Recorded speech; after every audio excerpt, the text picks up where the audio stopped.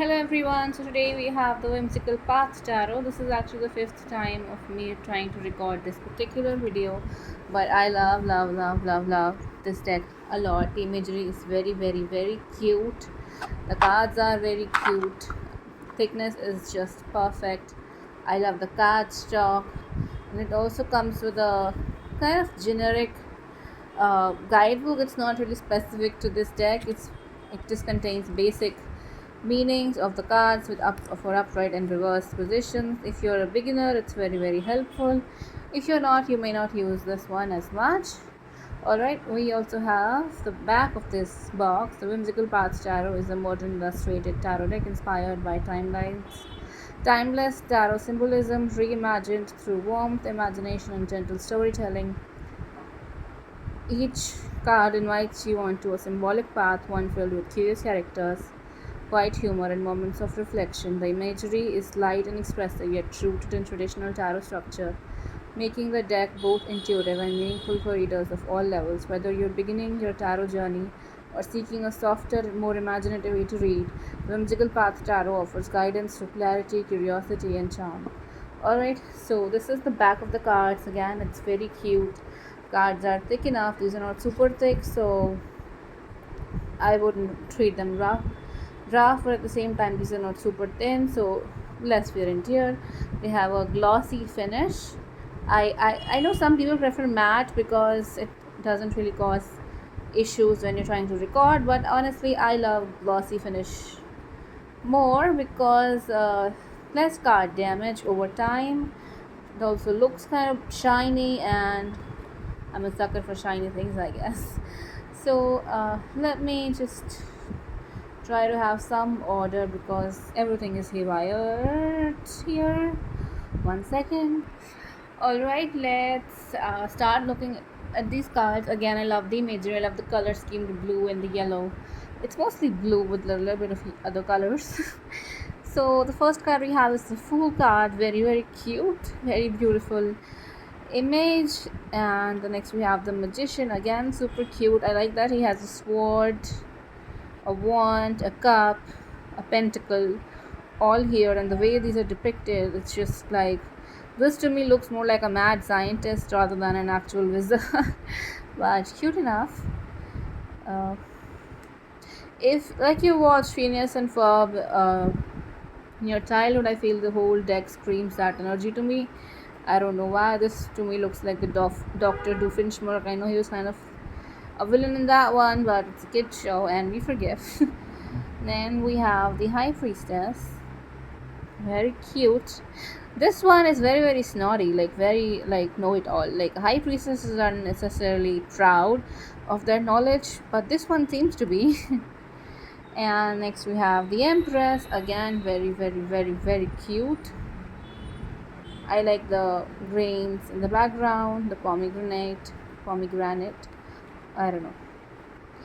Next we have the Emperor. He is very angry, very passionate.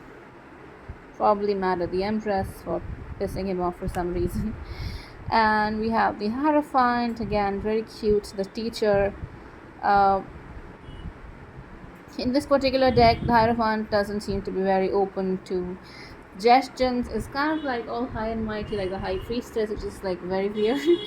And then we have the Lovers card. For me, in this particular deck, with this particular image, the Lovers doesn't necessarily mean the love of a lifetime to me. With the fire on a tree here, and the fairy on top, and the serpent here, to me kinds of look like a test of love. It's not necessarily like a romance that will last a lifetime, but it is a romance that's meant to happen to kind of like test you, so weird. But we have the Chariot next. I like the monument in the back. It looks like the ones that I saw in Jaipur and Jaisalmer. I know this deck is not inspired from those places. I think this is Egyptian imagery, but these look very similar. Next we have the Strength. Again, super cute. I like the Hermit. I mean, so So these, so the cards that should be Zen, the Hierophant, and the High Priestess in general are like show very very strong emotions, very like this is not stoic. This I know he's not really yelling or anything like that, but this is not stoic. This is pride. So at least in my mind, yeah, at some point you kind of have to lead people. You kind of have to like be confident in what you do know, but the first thing you need to know is that you know nothing when it really comes to it. All right, so this is very very zen to me. I mean in general, strength card is about struggles, mental struggles, stress, but this is very very zen. And next we have the hermit card. Again, super super cute. The lantern, the black cape, it's all very mystical. And we have the wheel of fortune. This is, yeah, you never know what's gonna hand it to you. It's gonna get like this to me like communicates uncertainty rather than surprises. So I don't know why. I mean, this is a children's deck. No, like, but so many cards speak like are in their shadow form, at least according to me here. Oh, this is cute. We have the justice. Again, she's angry.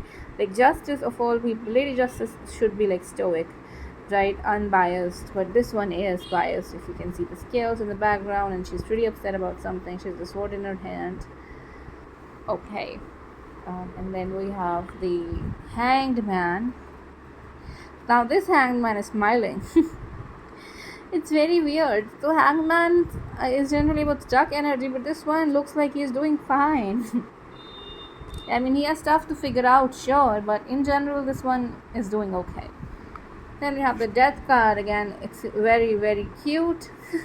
It's cute than the cards that are actually supposed to have very very positive meanings, but yeah, things need to end for something new to begin. We have the sun here in the background. We have the kids here. So cycle of life and death. I think it's also a card that represents defeat, at least to me, in this particular deck, not in general, but with this image it does scream defeat to me. And then we have temperance again.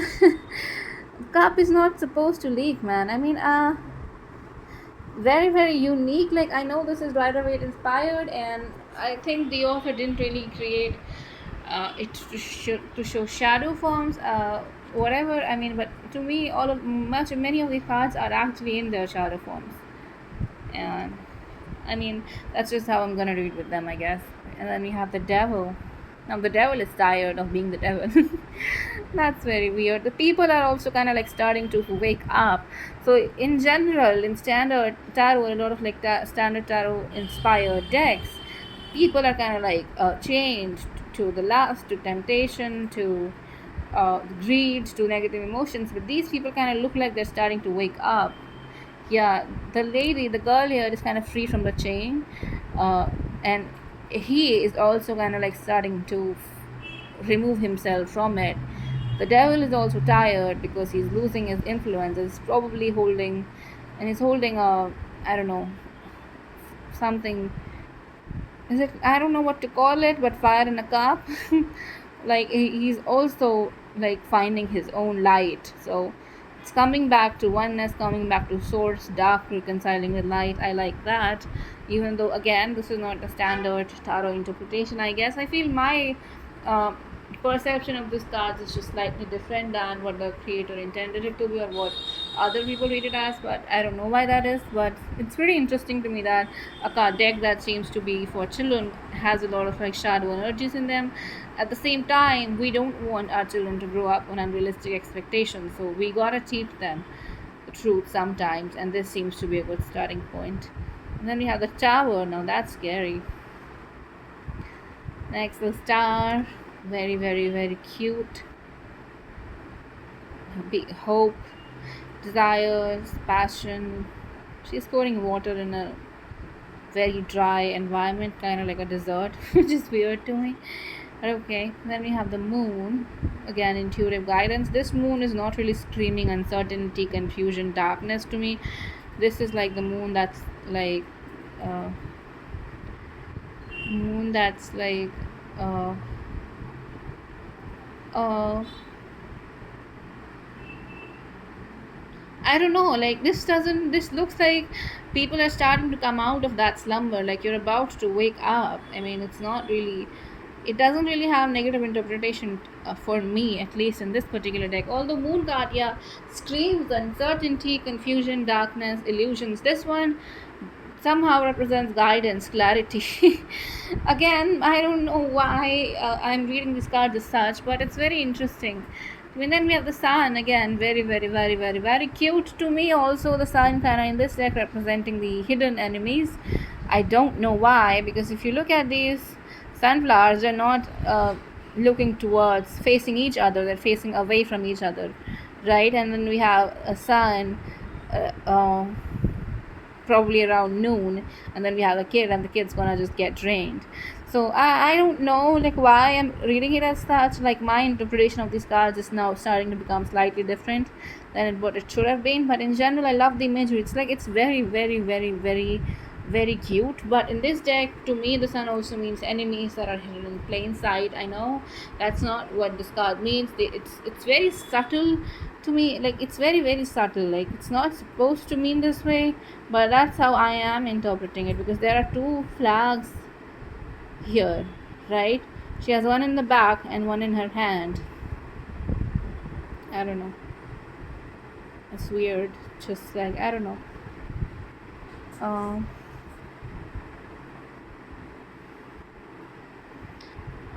We have next the Judgment card.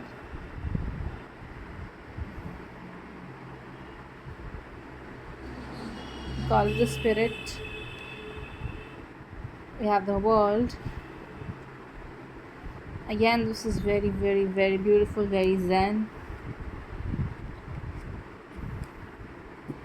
Next, we have the Suit of Wands to keep ourselves occupied. Again! So, the Ace of Wands is about inspiration, but there's a very, very dark-ish cloud on the top.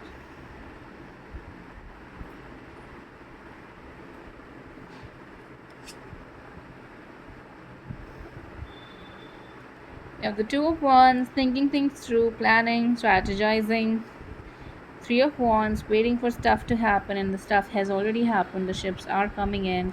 It's about signs, synchronicities. It's when, like, you know, something's about to happen to them, don't really know for sure, so spirits and signs your way. This one looks like that to me. Then we have the Four of Wands, celebration, beauty, marriage, happiness, stability. Five of Wands, conflict, competition, stress. We have Six of Wands, victory. This one also looks like a snob to me. I don't know. Then we have the Seven of Wands, someone who's very angry, tired of standing up, but is not gonna back down anyway. So we have the Eight of Wands, change. It's very beautiful. I mean, this it's like showing sticks in motion is not all that easy, and this is actually a better depiction than the standard tarot. And then we have the Nine of Wands, very tired, exhausted. Look how cute the Ten of Wands is. I don't know. This is so cute. And then we have the Page of Wands. Again, very pretty. The Knight of Wands. Yeah, he carries destruction in his wake like Knight of Wands usually does. The Queen of Wands, and we have a sunflower, but she's sad. I don't know why. The Queen of Wands is not really the one to get sad, but this one, she's miserable. I was about to say cats, but the lions here are miserable as well. And then we have King of Wands, very, very beautiful.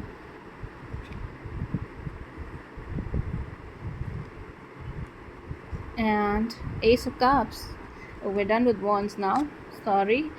Now this is, it's very, very, very, very, very pretty.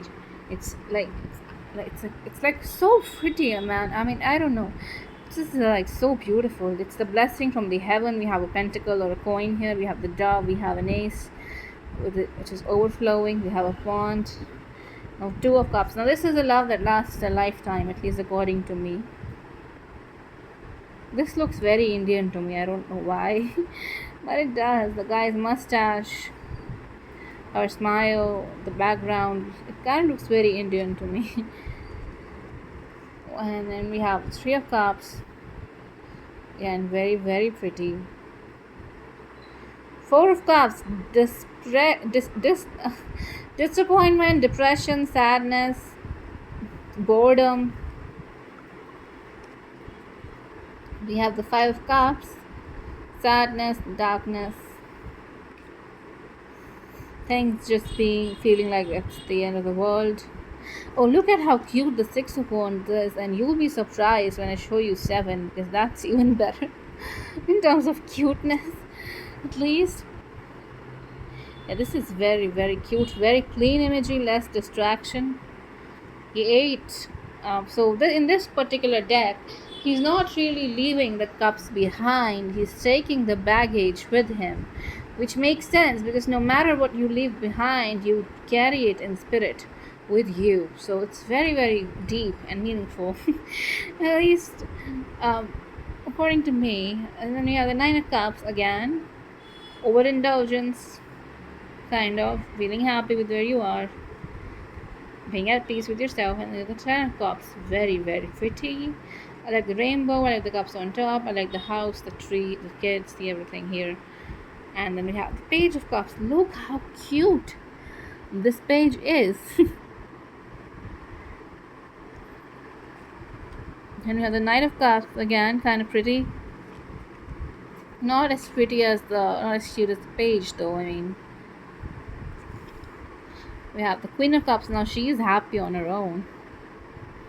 Yeah, she's very like the Queen of Wands that we had was angry, although the Queen of Wands is not necessarily an angry person, but she is the one to snap first, like out of all the four queens.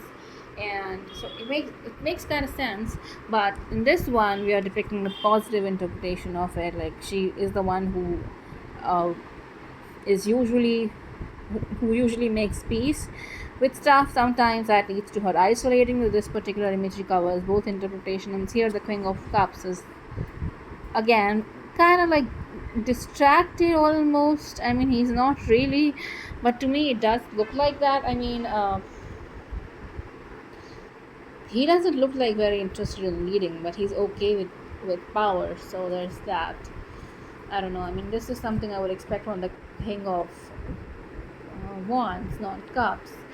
But okay, I mean, everyone is allowed to get mad, proud, sad, whatever, once in a while, no matter who they are.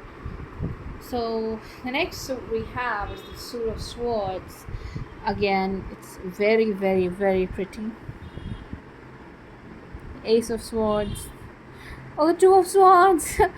Now we have the saddest card in the entire deck, I feel. I mean, there are a lot of sad cards in Wands and Cups and in Swords, but the three is just like, it's just heartbreaking. I mean, and then we have the Four of Cups, healing, rest, rejuvenation, conflict, stress, with the Five of Swords. Moving on to calmer waters with the Six of Swords.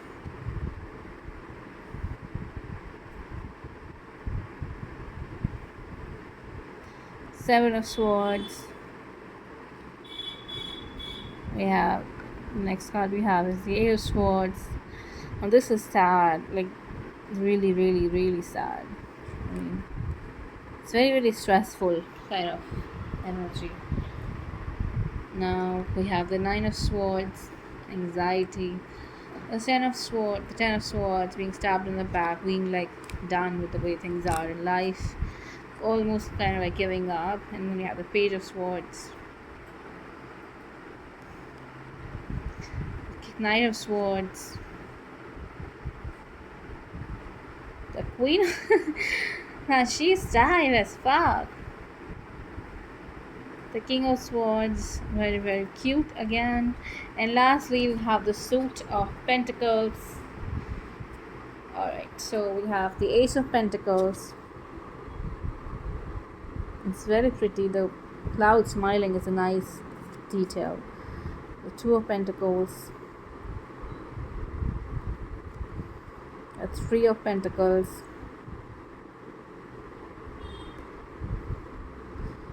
four of pentacles,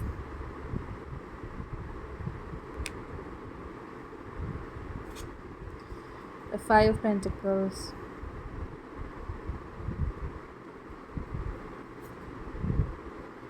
six of pentacles,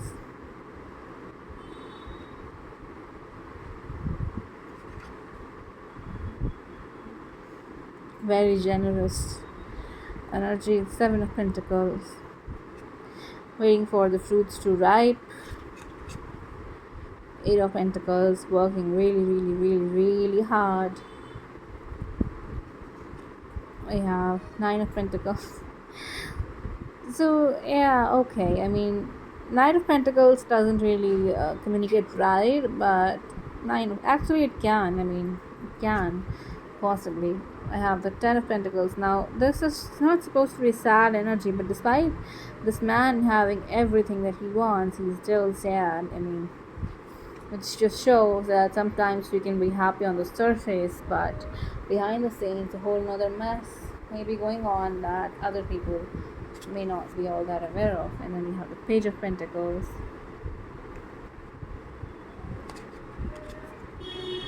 knight of pentacles, queen of pentacles,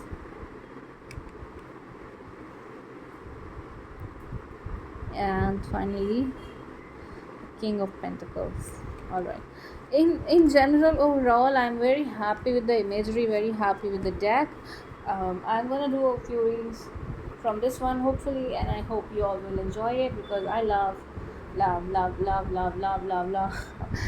I don't know, I just love this one. It's very beautiful, it's very unique. There are not a lot of like decks, at least I know, that are as good as this one, so I do like the imagery. So thank you so much for joining me. Hopefully we'll have a few more decks to look at in the future. Thank you.